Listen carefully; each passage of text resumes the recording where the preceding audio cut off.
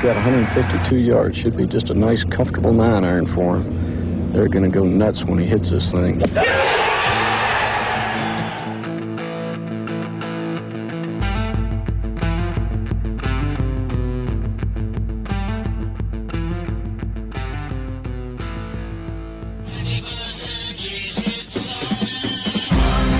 That's dirt. Yo. God, I've been waiting to say that. My name's Joe Idoni. My partner next to me, John Haselbauer. Welcome in, golf fans, to the Preferred Lines podcast. We are extremely grateful and excited to announce a new partnership. We'll talk more about that in a couple minutes. Fired up for the relaunch of Preferred Lines. Fired up for the Sony Open. It's been a big day, a big week in professional golf. John, is there anything to talk about tonight? Nothing to talk about. We've been sitting, waiting to come back and unleash all of these thoughts. And then boom, this bomb drops on us about Brooks Koepka, which we may or may not have had some inside knowledge on because of some newfound partnership connections that we'll be talking about tonight and the rest of the year. But yeah, I mean, I would say I don't know where to begin, but I know we have a structure of a whole lot to get through today. But I'm just excited to be back in the swing of things. They teased us 1 week longer than usual, not having the Century Tournament of Champions. It's too bad if it's happening in Kapalua. Seemed like it was borderline playable though, so I'm a little salty about that. But nonetheless, we kick off the season at Waialae Country Club. We kick off in Hawaii. The PGA Tour season and the 2026 year is underway, John. And we are proudly presented now by the Read the Line network and team. I'm so excited for this, dude. You and I are going to be essentially full-time collaborators with all things. More to come on that. More developments throughout the season, but they believed in us. As anyone who followed us through the fall, we unfortunately got some harsh news. We were kind of looking and searching for a new home and knew that it would come, but I'm so happy and feel like we really landed in the right spot to kind of help take us to the next level with this show. I'm more committed than ever. I'm super excited to be a part of Read the Line. www.readtheline.com if you want to be a part of the weekly newsletter that goes out. If you want to see more content from John and I all season, Keith and I are doing the TGL show before every match. A ton of really promising, good stuff coming out. I'm fired up to be with Read the Line. Let's do this, baby. Yeah, I want to add on that too. Like a lot of what I do from a research standpoint in my articles is speculative. It's reading, into the trends and stuff of like, okay, this guy's playing well.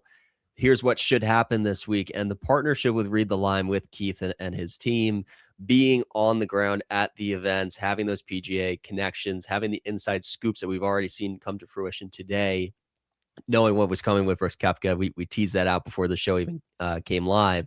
It takes this show a step further from speculating about what's going to happen to actually having real conversations with players on the ground and inside the ropes knowledge of what's going on. And I know before that I joined Preferred Lines, that was always something that I look for in my research process is like, who knows what's happening and who's speculating what's happening.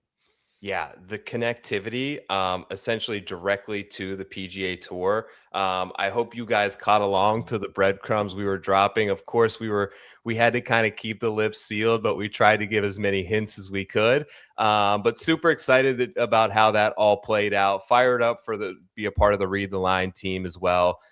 So much awesome and great content, and the possibilities I feel like are truly endless.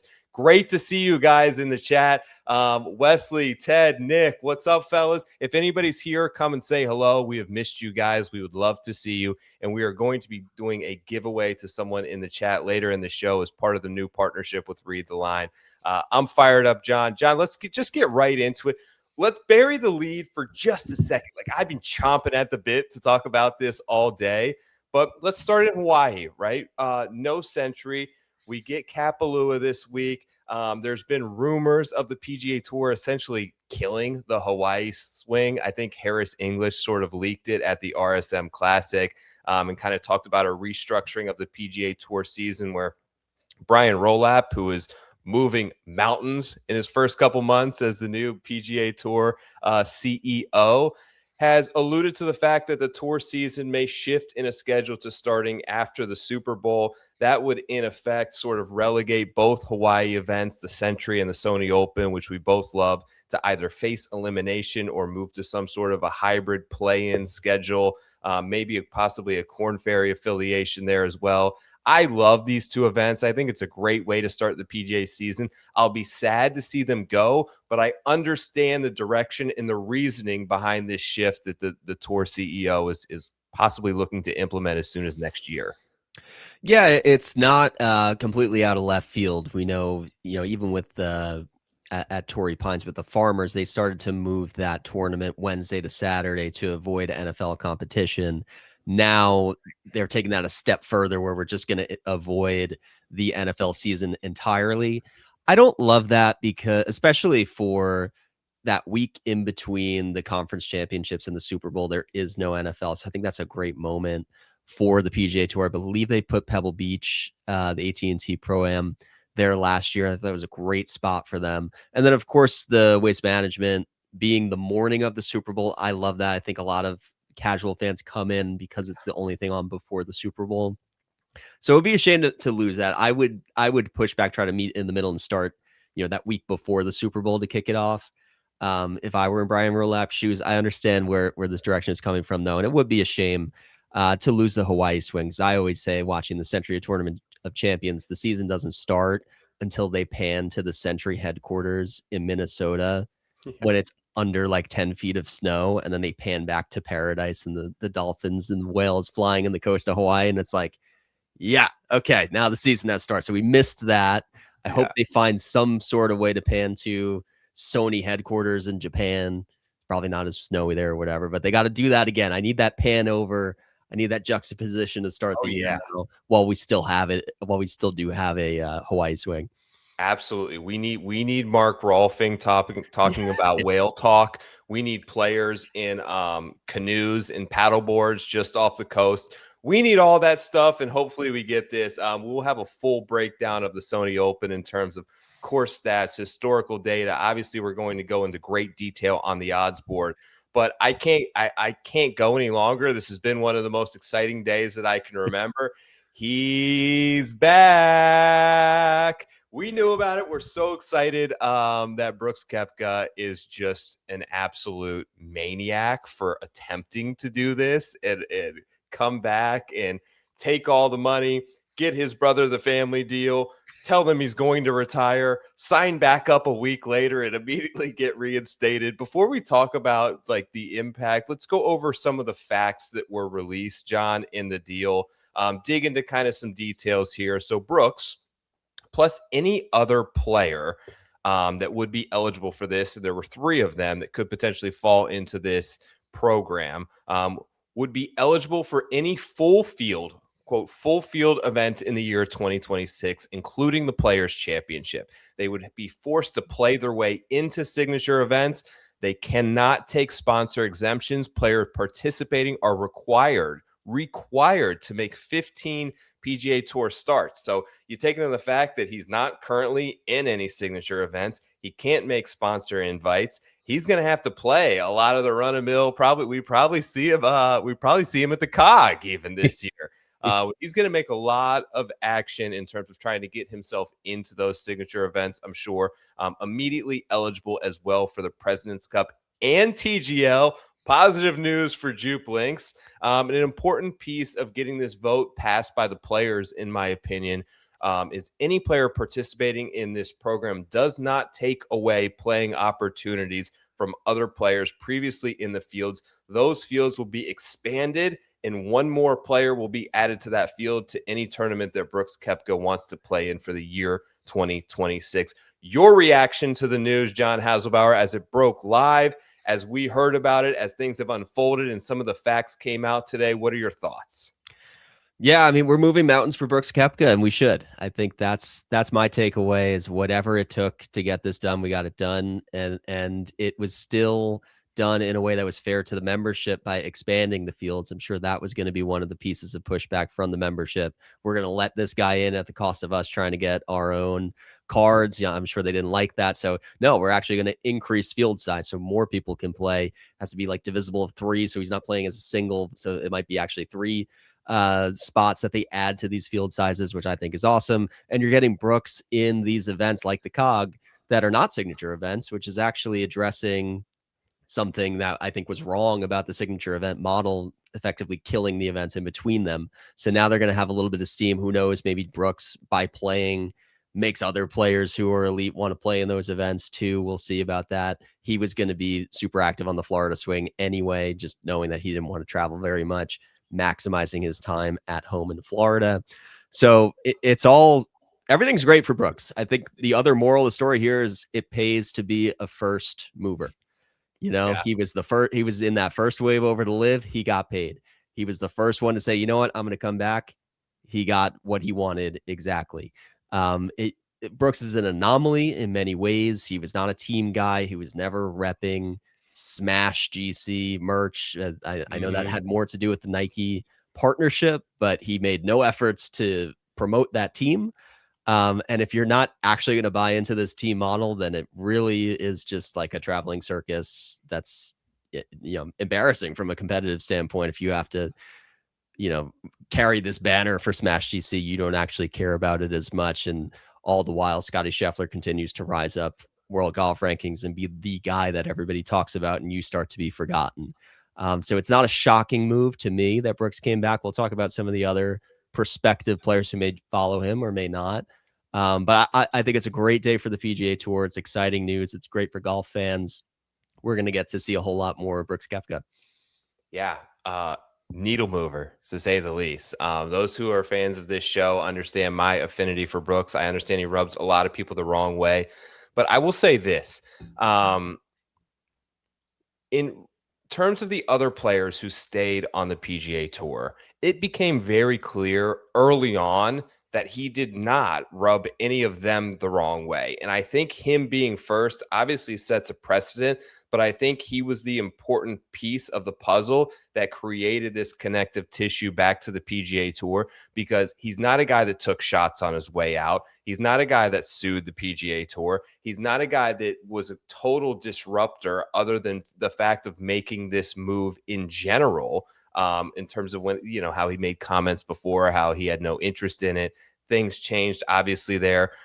What's the locker room like for Brooks Koepka that he walks into at Torrey Pines there? Do you get the feeling there's going to be backlash from some players who say, you tried to devalue the league, you took the money, you disrupted everything that we had going, and now you want to waltz back in the door, generationally rich, and play any field that you want? Do you think there's that sentiment from some guys? I probably would have thought that would be my sentiment to this moment, the day that he left. Like if I went back and checked the receipts about the day Brooks left, I probably, was not happy about it and wanted him blacklisted because it opened these floodgates. But now time has gone on. And I would say of the elite players on the PGA Tour, they probably miss Brooks. They would have loved to have had him on the Ryder Cup team, and he wasn't good enough. So they know him well. They want the best for Brooks. They live, in Jupiter around him. Like they see him when he's not traveling the world. So they'll probably get to hang out with him and his family more often, which I'm sure they're excited about too. So I think the elites will welcome him. And I think the journeymen more at the bottom of the field would do right to welcome him as well, because even by him leaving Live, that actually opened up a lot more, leaving for Live, it opened up a lot more opportunities for those other guys. When you took all the elites out of the PGA Tour for a little bit, I think that actually allowed these players to play for more money and play in slightly less competitive fields where they had more of a chance to move up. Who knows if guys like Ben Griffin and JJ Spawn have these opportunities to rise the way that they did, if there wasn't such a cluttered top of the field in every single week of PGA Tour action. So a lot of good did come out of what the PGA Tour is today because of the moves that happened. And yes, Brooks gets to have his cake and eat it too, but that's okay. To me, it's water under the bridge. He's back now. Live is losing leverage. And we're one step closer to having a unified tour again on the PGA Tour where all the best players are competing again. Last question on Brooks. You said there he wasn't good enough to make the Ryder Cup team. You're right. Wasn't good in any majors this year. I believe he was 31st in the standings on Live, which is not that good.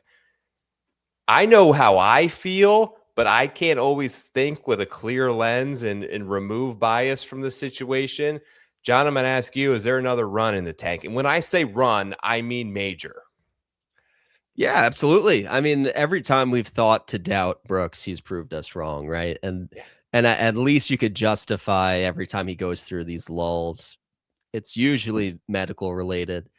He's playing through something. I know he had some personal stuff this year with the family that I'm sure distracted him and took him away from being his best. And I'm sure he made this move trying to get that family piece right, be closer to home, get his mental state better. It's not like his body is deteriorating on him from an aging standpoint, right? He's just, he needs to get to 100% health again. So I do think there's another push. I think he'll be a factor in the Masters for a while now. And it's just a matter of the other like US Open type of venues suiting him. I know, Shinnecock is going to be interesting this year with him coming back. So yes, I do think he'll be a factor this year, next year, and a few more years to come. All right, I'm going to bring this to the stage here, John, because I want to ask you about the other names. This is a tweet, of course, that I put out today. Was ready for this to come. And here's the full list of players eligible to participate in the expedited reinstatement program. The deadline, I believe, is February 2nd, but any of these players could theoretically make the jump and do exactly what Brooks Koepka is doing right now. Cameron Smith, Jon Rahm, Bryson DeChambeau, arguably the three remaining most important players to live golf, all have this portal. The transfer portal is currently open from live back to the PGA Tour. John, your thoughts here? Are there any other guys? Who of this bunch do you think is most likely to make the move and why? I would say, it's tough. I would say it's either Bryson or Rahm. I'll make the case for both. For Bryson, it is, to me, the conversation is what's more important to Bryson, the brand of Crushers or the brand of Bryson DeChambeau? Because I think on Live, he has to kind of put his marketing efforts into both of those things. And ultimately, in my opinion, he prefers more to brand himself, do his own thing, do his like Dude Perfect style YouTube videos, grow his subscriber count on YouTube through doing whatever the hell he wants to do in the world of golf. Live is a means for him to grow the game globally. And I think he's one of maybe the only players in the world who truly cares to do that. And he's done a great job of that. I think I would, champion him for everything that he's been doing so far on Live in making the game of golf accessible globally with the YouTube videos. So for him to come back, it's going to require some degree of bending on the YouTube licensing issues that plagued Wesley Bryan and Grant Horvat. Can't record while you're playing. Like Bryson's going to want to do that. And if you're Brian Rolab, I think you would do well to bend on that, allow Bryson back. That's not the worst terms to go down on. Let him produce content and be a lightning rod that brings eyeballs to your tour and not the other tour. So that I think is a decision of how much ball is Brian Rolap willing to play. With Jon Rahm, I think it's less likely because he has more years left on his contract. He would be giving up a lot more money to say, you know what, never mind, I don't want to do this anymore. Yeah. I think he's wired exactly the same as Brooks Koepka is competitively, and I think it eats away at him every single day to watch, again, I'm going to say it again, watching Scotty Scheffler and Rory McIlroy go 1v1 on the other tour. Nobody can beat Scotty Scheffler, and you can't do anything about it because you're just watching it from afar, and you only get 4 times a year that you can compete against Scheffler. As a competitor, you have no chance to ever be world number one if you're on Live. I know that bothers Jon Rahm. So I think that would be something to monitor, you know, if that's really eating him up and he has a deal and a chance. I think it's unlikely though. I think he's too early into the live contract and he needs another year to see if he could work it out, maybe use this as leverage and get more money. But I would say Bryson is the guy that I think is closest to potentially leaving. What do you think?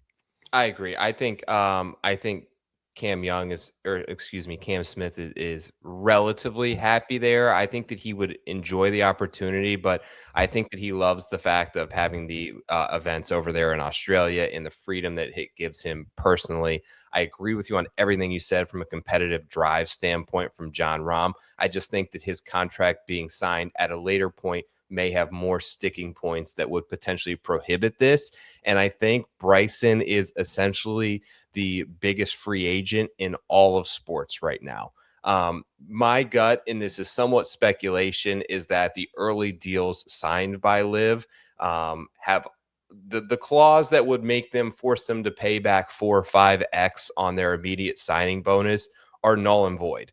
So much has changed with Liv in that initial contract since then. Those guys also signed a deal to play 54 holes. So if I'm an agent or I'm somebody on those players' behalf, now you want me to play 72 holes. That's not a part of the deal. So those deals are off the table. Those all need renegotiated. We know Bryson is doing this now. My gut tells me Bryson is self-absorbed enough he would have wanted to be the first one. And probably now that Brooks has done it is maybe less likely. But if I'm him, I'm walking into Scott O'Neill's office and I'm demanding an outrageous sum of money that may make me the highest paid athlete in the world. And he just might get it, John. Yeah. I think they're going to give it to him and they're going to break because he leaves and the entire operation is at jeopardy of folding very quickly. Yeah, I mean, you said it. I mean, for whatever respect we want to give Liv as an organization, it hangs in the balance of Bryson DeChambeau right now, how viable it's going to be in the future. And they do have unlimited wealth, more or less, to give him, and Bryson knows that. So you know, it's just you throw precedent out the window. It doesn't matter what you gave John Rahm anymore. It doesn't matter what you initially gave DJ and Brooks anymore. It's like if you lose Bryson, it's over. Unless you give $1 billion to Xander would be the response or something. I mean, that's not going to fill the shoes, right? Yeah. So, I mean, I don't have the numbers to say Bryson is responsible for attracting X number of eyeballs, X number of subscriptions, merchandise sales for Crushers. But you and I both know when people talk about Liv, they're always talking about Bryson. Yeah. And maybe a little bit of Brooks. They're not talking about Cam Smith. They're not talking about DJ. They're not talking about Taylor Gooch winning a couple events. I'll give Joaquin Niemann some credit, but the PGA Tour is not bending over backwards to bring Joaquin Niemann back either. So they're basically saying you can have him. You can have the South American audience. You've cornered that one. Good on you. But we want Bryson. We want Rahm. I guess they want Cam. I don't know if they actually want Cam. They threw in the players stipulation in there. It's not just you have to be a major winner, to be a major or players winner. So I think that was actually intentional for Cam, but I don't really see what value Cam is bringing to you right now. So it's really all about Bryson. Yeah. This was put across the desk of Tiger Woods before it was enacted. And as the most important voice in the room, it was thus signed off on by him. So I will say, I don't think there is any coincidence that the cutoff was 2022 and the Tiger v. Phil rivalry is alive and well. And there was no way that if he was passing this through to the rest of the players, that he was giving the opportunity for Phil Mickelson, after all that he did to disrupt this, to come back in the door. Those are the four guys.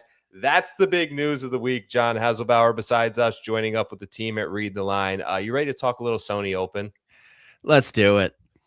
All right. So before we get to the full course guide, one of the ideas, credit you for this idea this year, is we wanted to take a second before we break down this year's event to take a trip back in time to some previous Sony Opens. Obviously, you have some electric moments. You have Hideki chasing down Russ. You have the Siwoo chip in. You have obviously the Grayson Murray playoff. And then last year culminates kind of in the moment from Nick Taylor. What are some of those memories and moments that you have from the Sony Open, and how can we use some of that data that we have from our eyeballs and historical trends to kind of evaluate what we're looking at for 2026? Yeah, I will say you reminded me of Smiley Kaufman in the kayak on 17. It's a good And moment. it's great. I mean, it's like McCovey Cove, but you're shagging the. We need him out there this year. We need him, Mike. We need him with the headset on in the kayak, taking on waves.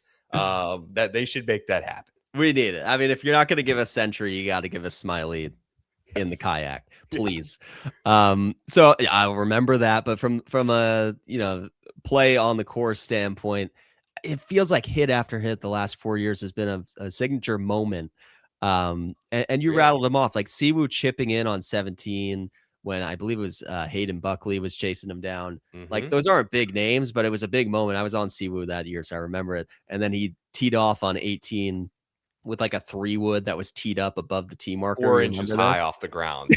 Yes. Because and we'll talk about this too, but anyone who hits a stock cut is so terrified of 18 because you gotta sky it over the trees. God forbid anybody tries to flight a ball right to left anymore. Unless you got practice at TGL, we'll talk about Chris Goddard up too. That might be an advantage. Yeah. But yeah, I mean, 18 is a great climax hole. I was on Russell Henley, unfortunately, the year that he got run down by Hideki Matsuyama. That was history won't remember this, but it was not a Henley collapse per se. It was just the most. I mean, I have every reason to per se. Yeah, I mean, he helped him out. There have been worse collapses. We'll say that it was not Sedgefield. No. See, like there was one hole. It was a par 3, I think, like 10th hole or something. And the announcers are like, okay, as long as you don't short your side yourself on the left bunker here, you're not going to blow up. And it's exactly what he did, and he doubled it, and it was all over after that. So yes, he helped Hideki out, but Hideki, man, that was a zone that I've never seen a golfer get into, where it's just birdie after birdie. Somehow, as every hole went on the back nine, a new wave of like tourists from Japan came. And there was like 5-10 rows of Japanese faithful in Hawaii because it's the closest point to Japan. They just got wind that Hideki was hot and they appeared on the course. And then all of a sudden, everything turned on Henley, and there was no way that you were ever going to come back. I'll always remember that event. Then you have Grayson Murray, rest in peace. But what a win for him in the playoff. He hit a 40-footer bomb against Keegan Bradley and Ben on. Yep. Yeah. Like I'm trying to do, not to go on a tangent, but I want to do like a live from in my simulator where I reenact some of the top moments. And I've been working on that 40-foot putt, trying to recreate the Grayson energy. So more to come on that, little tease. And then Nick Taylor, playoff Nick again last year. So all of that to say, Sony Open always delivers. Something about these par 70s where you only have 2 par 5s, not a lot of dispersion in the scoring. It gets condensed. It's the first event of the year. I'm very excited. For this week. Do you have a memory that sticks out to you? Yeah, I was on the Siwoo year. Obviously, Nick Taylor was great last year. When you look at the eclectic group of winners, I looked at the last 8 years, and there's only been one guy inside of 40-1, which was Hideki, I believe, that has won this event. So it's a full-on open up the field, long shot opportunity, and those are the events that I obviously kind of gravitate toward.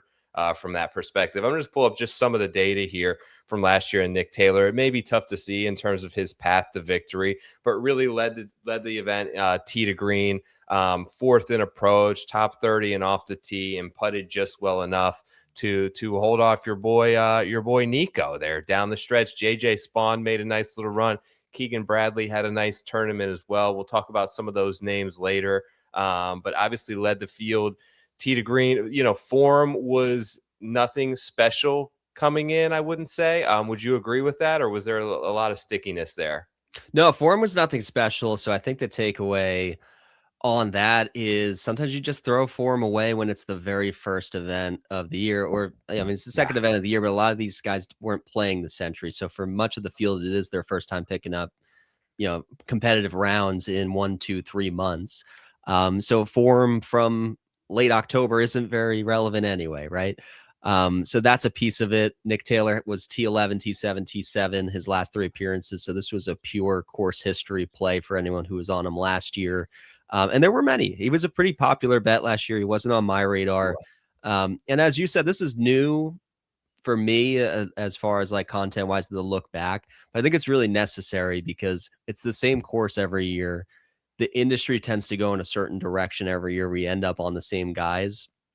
And the natural reaction is just to rinse and repeat what you did the year before.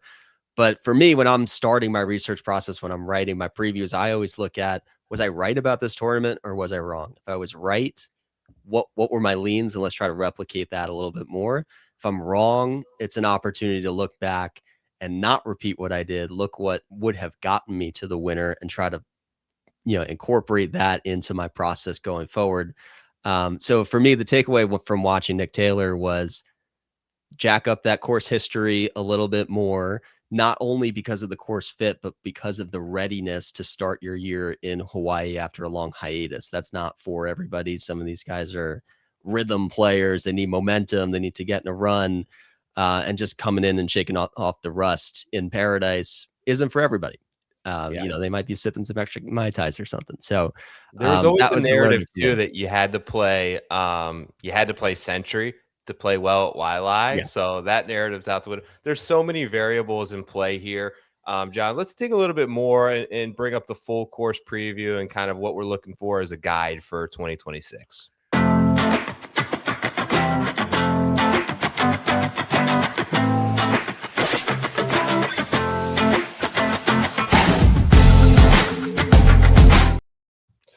All right, course guide for this year. John, I'm going to lean on you. You are the course preview expert. This segment brought to you in part by our boys over at GolfGuiders, the #1 social app in golf. If you don't have it, you should. You can interact with us on there. There is a marketplace. And my favorite part of the app, John, is it is a free GPS of almost every course. I believe they have 42,000 courses worldwide. And I wanted to pull up a specific hole here because this, of course, is the 18th, the brutal 18th at Waialae. The par 5, or the scoring average is easy, but come down the stretch, this is a very difficult golf hole for players to manage when the pressure is on. And that's because it really dictates a particular shot that you have to hit. And you have to hit it to a certain area to get there on 2, because that bunker just to the right of this landing area or to the left of this landing area make the second shot very difficult, and that third shot from like 90 yards. I mean, how many times do we see people not get up and down in big moments from 100 to 50 yards there? Got to go for the green in 2 and give yourself an opportunity here. John, your thoughts on the 18th at Waialae presented by GolfGuiders?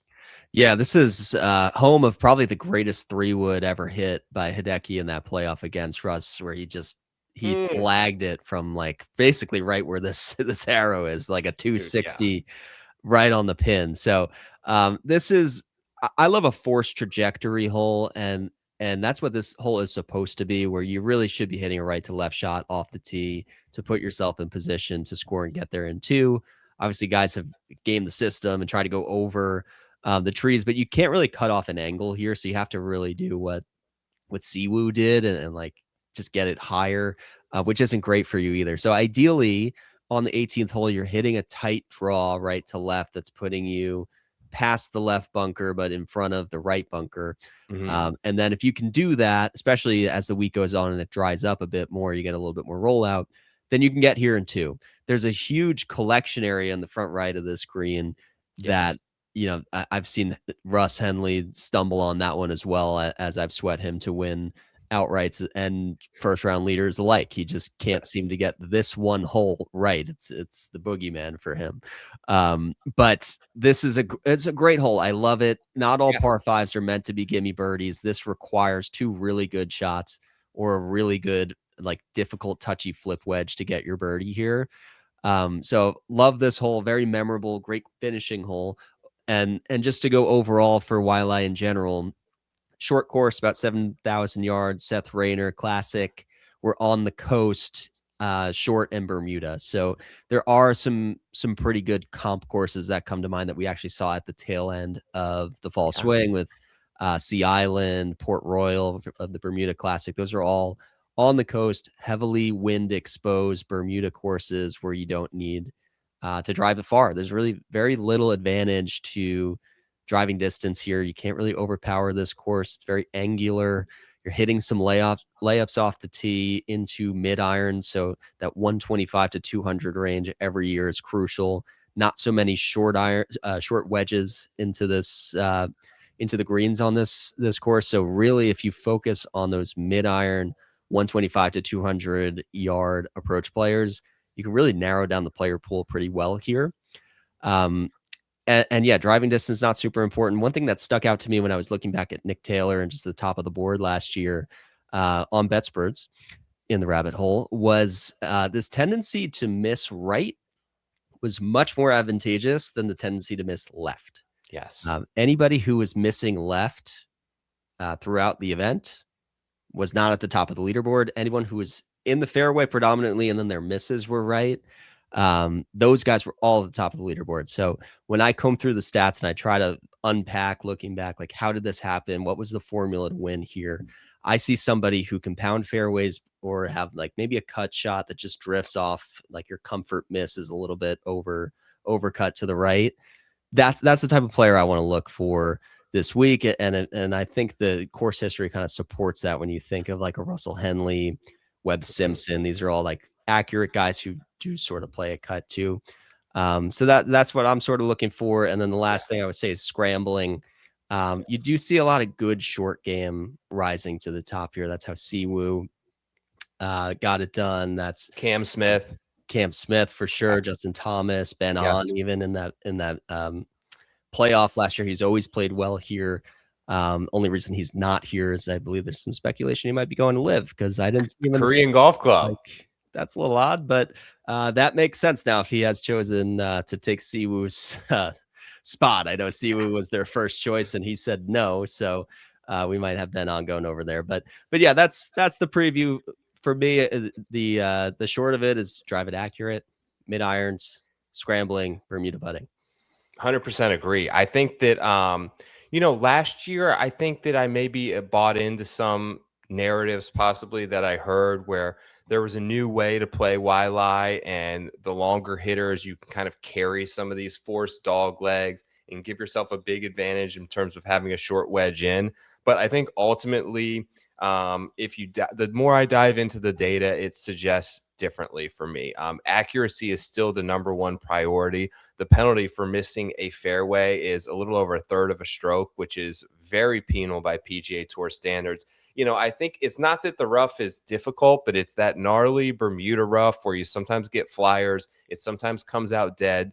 The greens aren't overly big, and it's a difficult scrambling course. Like, you just have to hit greens in regulation, and the way to do that is hitting it from the short grass. You mentioned the amount of shots. Nearly 70% of shots come from 125 to 200 yards, so that's a great note there. I like aggressive players. Like, there's something about winning and that mentality. Like, Nick Taylor is a very aggressive player when he gets himself into contention. Siwoo's a hyper aggressive player. Justin Thomas, Cam Smith, Hideki. I mean, you mentioned that Hideki round, and I did the draft, by the way, with Mayo, where we had 10 people to go through it. And Alex Blickel drafted, I believe, Hideki, and he brought up a point where he was like, when Hideki is firing, like, you think there's no way Hideki won't win every golf tournament. Like, the guy goes nuclear to a different degree when things are clicking for Hideki that it looks like, oh my God, this guy is the best player in the world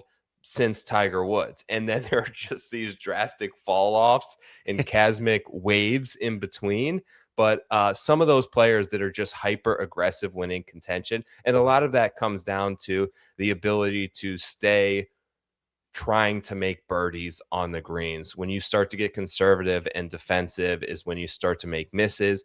You have to hold putts from 8 to 15 feet in that range that's sort of just beyond expected make range, you've got to make those putts. You've got to probably shoot 5 under every day unless the wind conditions dictate otherwise. But so many variables in play here. You have players going through massive equipment changes. You have guys working with new coaches. You have guys that we haven't seen in 3 months. You have guys, who we really don't know how the weather is going to impact this week, whether it's going to be rain or we get those sort of coastal winds. I really like veteran players on this golf course. Look, there are some spot that the rookies and these big names, the Wrightons and the Kiefers and, the Brennans and these guys can probably show up to Torrey Pines South and play very well at 7,700 yards. This is a tournament where the course history is predictive, and guys that come in here with a game plan and understand the nuances, like you said, about missing on the right side of the fairway are the guys that repeatedly have a lot of success at Waialae. Yeah, 100%. I should have mentioned that too. You touched on it. Outside of Augusta National, Waialae ranks out as the most predictive of course history going forward in the future. So if you have good results here, you're more likely to repeat it at Waialae than any other course aside from Augusta National. So definitely a place where veterans can do well. And again, you take out that need for speed and distance, and that is conducive to more of your veteran style of play. I think it was here that Jim Furyk broke, shot 59 as well, right? JT shot 59 here. No, Furyk wasn't here. Oh, that was the Travelers. Some veteran went Justin low. Thomas, 59. Yeah. So, I mean, you can do that. I mean, there's only 2 par 5s, so it's not really what you would think for a birdie maker's course, but you can get birdies and eagle looks on those par 5s. And if your irons are hot and you're hitting fairways, then you can make a birdie on any of these holes. Great field this week, great course. The cutthroat nature of the new age PGA Tour has given us a great field this week. Let's take a look at the odds. We know we covered the news, we covered the course. Let's make some bets.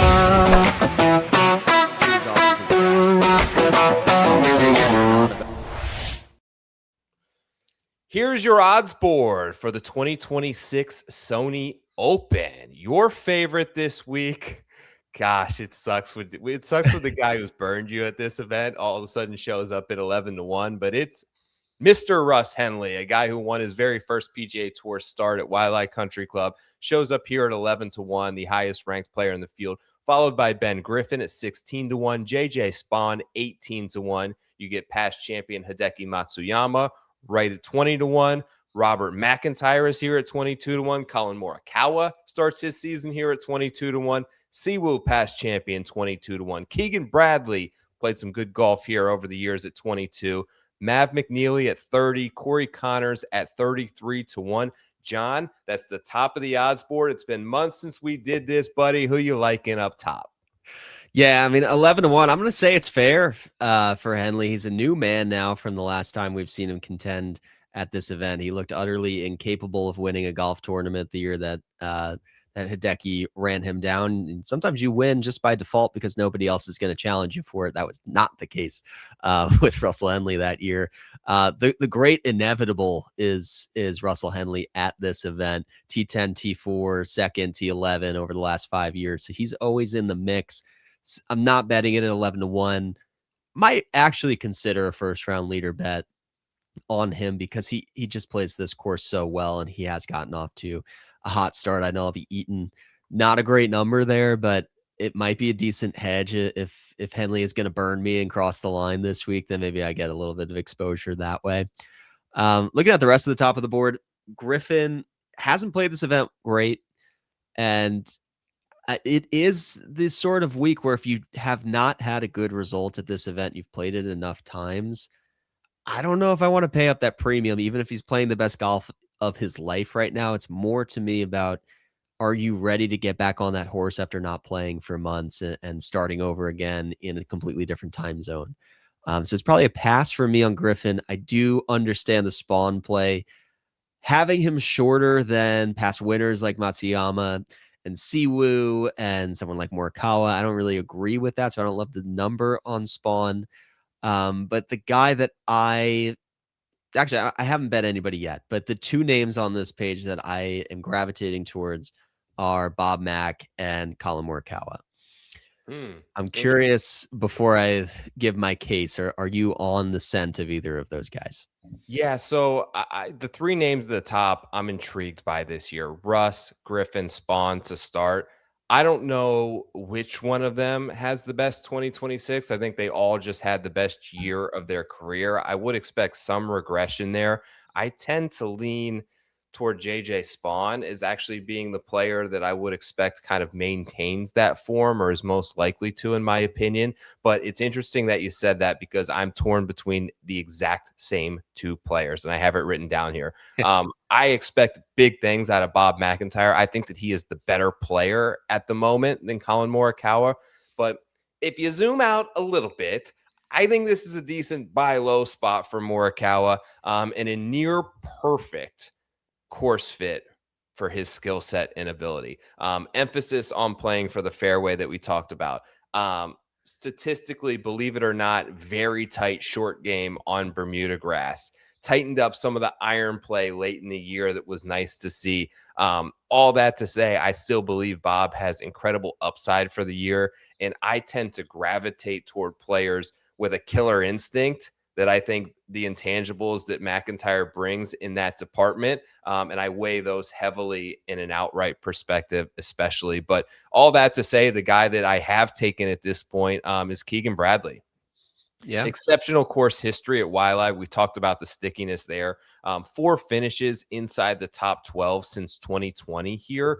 Playoff loss that we talked about to Grayson Murray in 2024. He's only lost strokes ball striking once in 8 appearances here, and he averages over 8 starts plus 4.3 strokes game ball striking. Something about understanding what this course asks of you in great detail that you nailed as part of your course history. And I think it's a spot that kind of lines up for Keegan Bradley. You know, Keegan Bradley's interesting, John, because he had an insane year with all the extracurricular stuff going on outside of him. But his best statistical year in terms of strokes gained as a professional player was last year. So he got better despite all of that, much less on the plate this year. I think that he's still got a lot to play for and still in really good form. And this is a good course where he understands the assignment. Yeah, no, absolutely. I love the Keegan take. He's a generally best putting on Bermuda too, being a Florida guy now. You know, Yeah. not naturally a Florida guy. He claims a lot of regions in the country, but he's predominantly a Bermuda guy now. He's always played well in this event, and course history is super important. That's what I like about Morikawa. He's had those results here. And what I like about Morikawa too is he plays the Century well, which is essentially what I'm looking for in that, like, can you start off cold and just immediately heat up? Yeah. He hasn't won the Century, but he's always a factor in that tournament. Yeah. He has roots in Hawaii, I believe. I believe he has family here. I know when he plays the Century, maybe it's more of a Maui connection, but it's Right. very important to him playing in Hawaii. I know that of Morikawa, so he's not just showing up to show up. I think he's motivated to play well here. And like you said, this course just kind of accentuates everything that he does great. He's going to play out of the fairway. He made improvements on approach. I don't know what to say about his putting. I don't know. You never know about his putting. I think last time he contended at the Century, he switched to the claw pencil grip.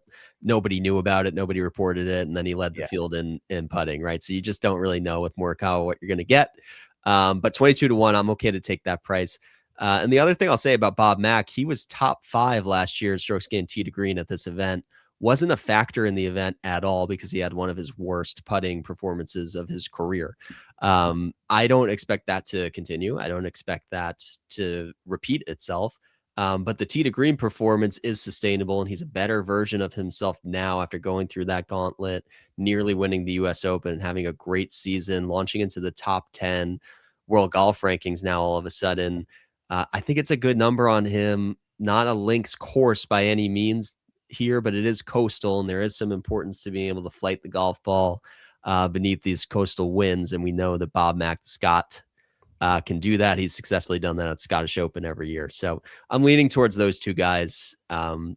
Not much interest in McNeely, not much interest Oh, we in have a Connors. friend joining the program here. Tell us who this is. Yeah, I accidentally trapped our new kitten in the office. I thought I let him out, but this is one of 3 cats we have in the What's his household name? since the last season. This is Crumpet. Crumpet. Welcome to the program, Crumpet. Welcome to the Read the Line and the Preferred Lines family. It's great to have you here. Real quick, John, one word answer before we leave this section of the odds board. When I brought it up, player to have the best 2026 of these 3: Henley, Griffin, Spawn. I'm gonna go Griffin. I'm gonna go Griffin because I think that you asked for a one-word answer. Griffin.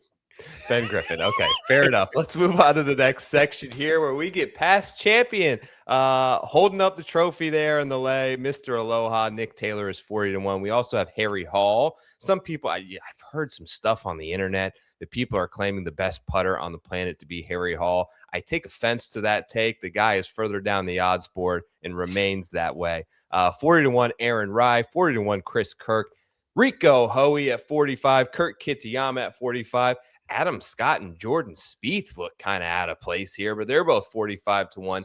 Then you get Goddard starting at 50, Nico Echeverria at 50-1, Brian Harmon 50-1, Matt McCarty 55-1, and Keith Mitchell 55-1. Talk to me about a guy in this range, Johnny.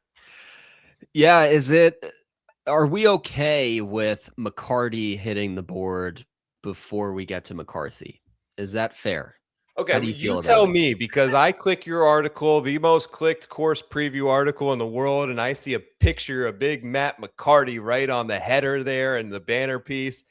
Give me your case on Matt McCarty and tell me why he's going to win. I love McCarty. It's the McCarty party this week. I'm trying to get everybody on board with McCarty. Really like kind of a devastating finish to his Bay Current Classic in Japan because he needed to par 18 to shoot 59. And he drove it into the woods, and it was just, you feel for the guy. He was not in contention whatsoever, but you could tell he's feeling the nerves a little bit. But absent of that moment, this is a guy who has not felt nerves. He won his 2nd career PGA Tour event at the Bank of Utah, what it was, the Black Desert that year. He finished top 15 at both the Masters and the Players last year, his first time seeing those events. So I think this guy's got I think he's got the goods.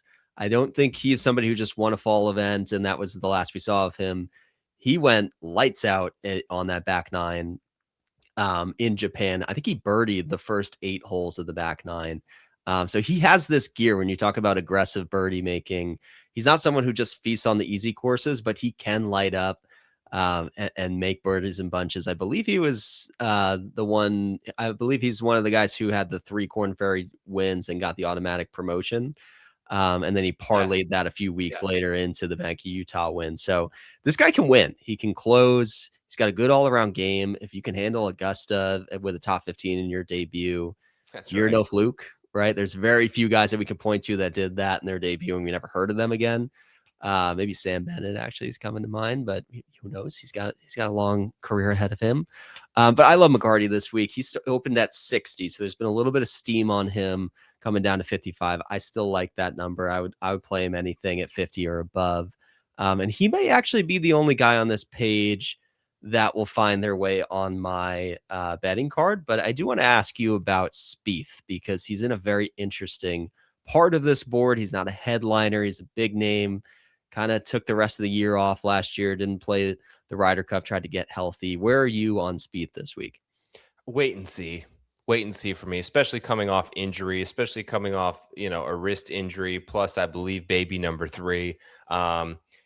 Drop me some breadcrumbs and you can maybe talk to me into some interest at like Riviera or something a little further down the line, maybe Pebble, because he loves that spot as well, but not right now for me. I'm going to wait and see. I feel like he's up there on name recognition along with Adam Scott as well. Although there used to be a great take floating around that it was like play the Aussies in Hawaii, right? Sure. Wasn't that like the Leishman thing and the Cam Smith and the Jason Day thing? So maybe Scotty coming out of nowhere here. I'll say this, watching a couple of TGL matches, I'm like over the moon a fan of Chris Goddard right now. Sure. I can't bet him here. And I'm at this dilemma where I have to like shut off the part of my brain when trying to analyze these fields that watches these guys up close at TGL, because it's tough to convolute the two different leagues. But he's been awesome. Big things ahead for Goddard. Don't love the course fit. I'll join you on the McCarty party just because I love when John Hasselbauer has a conviction take, and I just can't not be a part of it. But Wes here nailed it for me. Sure. Let's bet Aaron Rye. Let's bet Aaron Rye here at 41. I thought about getting Kirk teased once again because I love his little tight draw that he plays. I think works great at this course. You know, has had some fond memories in Hawaii over there as well with the win at the Century a few years ago. But I just love the course fit for Aaron Rye. I realize he stunk it up at the Hero in the Bahamas a few weeks ago. But if you kind of look a little bit beyond that, he played 5 DP World Tour starts since the end of basically the Tour Championship last year. Third at the BMW, really strong finish in a loaded field. And recently, as of November, just won the Abu Dhabi Championship, where the guy gained an outrageous 9 strokes on approach. But that's kind of what Aaron Rye does. He's going to hit an incredible above average amount of fairways. And even when he misses, John, he's really good out of the rough because he's not missing by much. I think that's part of it. So in terms of Bermuda rough, I have him ranked second in the entire field in strokes gained approach from the rough. So if he tends to miss a fairway, I still trust his ability to hit greens in regulation.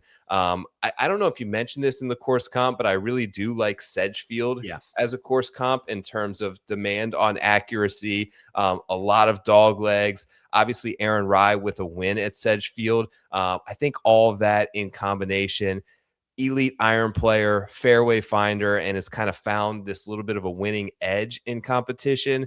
That's my case for him at 40-1. I'm taking Aaron Rye.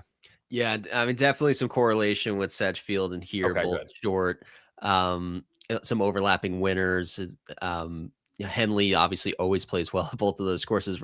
Webb Simpson, I think, is probably number 1 all time in strokes gained at both of those courses. So definitely 2 courses that reward exactly what Aaron Rye does. And he will, for the 3rd consecutive year, be on my first round leader card every week of the year. I'm not hopping off the train. He hit, I think, once or twice last year. He's always good for 1. So we're running it back again in 2026. Are you a Rico Hoey guy? Look, I get great course fit. Obviously, we got to talk about him, the number 1 iron player in the field over the last 6 months. Knocking on that door, but hasn't been able to come through. Now at 45-1. I mean, people were lining up, myself included, I believe, once to bet this guy at like a third of the price during the fall swing, albeit against much weaker competition. But keep in mind this week that a lot of this influx in better competition may be a little bit rusty. Rico played a lot in the fall, played really well. Is it a number you can get behind backing at 45-1? I'm not there on Rico. I'm also in the camp of weaker fields, sure, but once we get to real competition, which I would deem this, like Sony Open is not always real competition. But this year it is. And I think there's a lot of names, even if I'd see him on Sunday trying to beat Jordan Spieth and Adam Scott, I don't feel good about that. Right. So the approach numbers are great. We'll see long term, if he can really, if he has like the, mental fortitude to close this out, because he's put himself in position a lot and just hasn't gotten across the line. So it's going to be a pass for me, but I am curious to see what this year holds for Rico. We'll see what Rico's got. Keith chimed in. Someone else drafted Hideki. I forgot that was you, Keith. I should have given you more credit. By the way, note on Keith and I, and Read the Line, if you're interested in betting tomorrow night's electric TGL match live from the SoFi Center, I will be there. The first appearance of the season for Akshay Bhatia and the newly formed Jupiter Lynx. We could have another guy joining that roster very soon who was in the news today. Jupiter Lynx are on the rise this season. They take on New York Golf Club tomorrow night. Keith and I on the Read the Line YouTube channel. Make sure to subscribe to that. Have a full match preview, about 30 minutes long. We go into great detail for everything to know before you're betting that TGL match. We're doing them before each match. Do us a favor. Go over there and just sub to that channel because we're moving there anyways. Read the Line on YouTube. Take 5 seconds. Go do that right now, and I will shift to the next slide. 1, 2, 3, 4, 5. Crumpets? Is that Crumpets? Did I get it right? Yes, sir. I remembered it. All right, He's Crumpets coming is in the on. house. We're going to the long shot range, John, an area that has been very kind to us at Waialae Country Club over the years. Let's talk some names. You see there, I'm not going to list them all here. We get Taylor Pendrith back in action. Danny Berger, 66-1. Billy Ho is there at 70. If you're with us on the YouTube channel, you can see all the names here as we start to drift into triple figures. You get players like Pearson Cootie, Lee Hodges, Haotong Lee, Alex Smalley, Vince Whaley, Neil Shipley, Webb Simpson, Kanaya, Tom Kim, who's missing this week's Juke Links game to go down there at Sony. Matty Schmid, who I thought he was going to live or something. I heard somewhere, but he's back. He's in the Sony field. You know, we saw Hatton do this right before he left too, so maybe he's still on the outs. Jordan Smith, Sahith Theegala back and healthy at 125-1. John, who do you like in the long shot deep bomb range of the field? Yeah, so this might become a recurring segment, but there's once we get to the long shots, there's like the group chat bomb that I sometimes drop, which is just like, hey guys, I put $5 on this guy. If he wins, we're all splitting it. Yeah. And it's my gift to you guys. And now you guys weren't going to watch the Sony Open anyway, but if it's Sunday, this guy's contending. We're all sweating it. That's Max McGreevy for me this week. 100-1, completely flew under the radar to me. But when we get to the first event of the year, I do like to look back at who finished the hottest. And he finished the last two events solo second at the RSM Classic and T3 at the Bermuda Championship. Those two events are almost perfect comp courses to Waialae Country Club. Short, coastal, wind exposed, Bermuda. And he had two of the best finishes of his career the last two events, the last time we saw him. And before that, he had another T11, T12 within his last 5 starts. So he heated up. The season ended at the wrong time, but clearly he found something. And you know, I don't think the course history is anything to write home about, but this is a new version of him, and he's 100-1. So he was the guy I definitely wanted to talk about him because I want people to bet him. I just want you to throw $5 on him if you weren't thinking about it. Max McGreevy this week. Let's just do it. Like 100-1. What risk is there really? Well, I'll give you my $5 100-1 guy in just a second, but 2 names to touch on before that. Yes, I'm on Daniel Berger. Now, this is a guy who really burned me quite a bit last season because he was absolutely atrocious and potentially had the yips on the greens. I'm hoping he can rectify that because ball striking wise, he was pretty on point for the majority of the year. Now, I love the fact that he gained 4 strokes putting at the RSM. Maybe he switched putters. I don't know. Maybe things just clicked because the guy historically is a very good putter, just absolutely went in the tank last year. He's gained strokes off the tee and tee to green in all 7 career starts at the Sony. I trust him in the wind. I trust him on the coast. I trust him in a lot of different scoring conditions, and I trust the grind for Daniel Berger. So he wants a spot back in some of those signature and big events. He's got to earn his way into the top 50. It starts with a big start to the season. And another guy at 70-1 who needs a good start to the year, veteran player who has seen a lot of Waialae, Billy Horschel. Now, Billy's kind of morphed into like an accuracy guy now versus a power player. An excellent putter, I have to mention, a clutch putter on Bermuda grass and synthetic turf. Synthetic grass as well, yeah. In synthetic grass, yeah. So he's great, but you can trust him to make a 30-footer on either.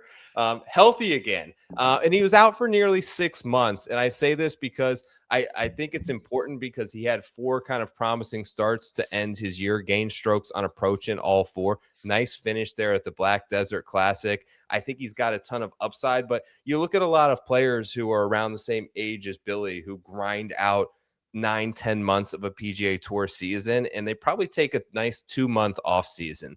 Well, Billy had 6 months off in the middle of the season and kind of returned in the fall. So my gut tells me from what I've seen that he's super excited to get back in there and play every week and earn himself and his way back into some of the bigger events. Probably taking the offseason very seriously this year, given the fact that he was on the shelf for quite a bit of last year. But here's my 101 $5 bomb. Let's take the brick ship house, Mr. Neil Shipley.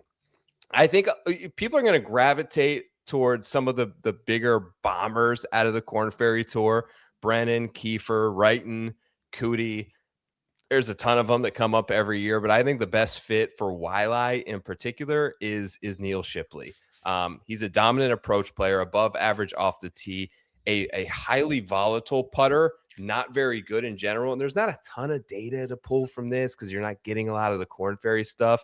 But the data that there is indicates that he's horrendous on POA, not good on bent grass, but he's gaining over a half a stroke per round on Bermuda. That's enough for me for a guy that spent his last 10 starts on the Korn Ferry Tour 6 times inside the top 8, 4 top 5s in a win. He ended that season very strong. I think that he brings some of that confidence, not that he's a player that needs a ton of it, into this season. He starts off at a good spot for him. So I'm going the Brick Ship House there at like 110 to 1. You've got Max McGreevy. Those are our ultra bombs for the Sony. Anyone else to touch on before we get out of here tonight? Yeah, I would say this page right here is really like pick your horse who you think the best rookie is this year. Because I see Brennan, I see Kiefer, I see Wrighton, and I see Shipley, and they're all in the same odds range. And it's a lottery ticket in some ways because we haven't seen enough of these guys to really know who's the real deal. I find myself leaning towards Kiefer as my favorite of that group. Yeah. I feel like he's probably the odds-on favorite to have the best year this year. He comes in with the best momentum. It's a proven prospect on the Korn Ferry Tour in the junior amateur ranks. Wrighton won a bunch in Europe, so I'm curious to see him this season. But I feel like I will bet Kiefer this week, which goes against some of the course history veteran stuff we've been talking about. But this could be the next great American golfer. So we'll see how that pans out. The last thing I'm going to give is a 600 to 1 long shot. Give it because it's Sony week. Give the people what they need. Yeah, I mean, like it's long shot week, right? Kazuki Higa. Yep. I love Asian players at this event because I feel like they're getting their friends and family to come over. Short trip over from Hawaii, but you see Siwoo win here, you see Hideki win here, you see Ben On go to the playoff. There's always some Asian players in the mix. Kazuki Higa has played one PGA Tour event last year. It was a T18 at the Bay Current Classic. He won 3 other times last year in Asia across the Japan and Asian Tour. So this guy can win.